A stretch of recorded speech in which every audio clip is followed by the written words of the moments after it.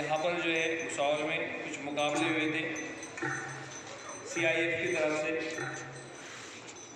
तो इन मुकाबलों में जो हमारे बच्चों ने जो है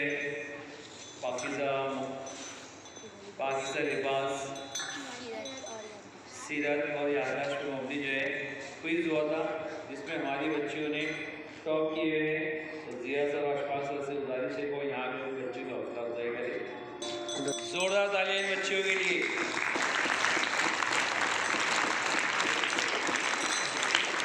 अच्छे बच्चे ये चार नजर आ रहे हैं, यकीनन आपके हुनर है। जिया सर, जिया सर की ट्रॉफी, जिया सर आप ट्रॉफी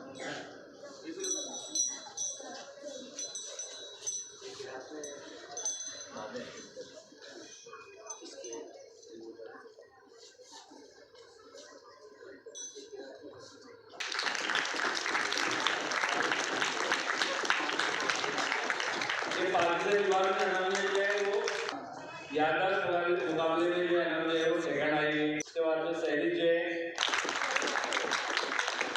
इन्होंने पार्टिसिपेट किए थे, इसके लिए जोरदार तालियां।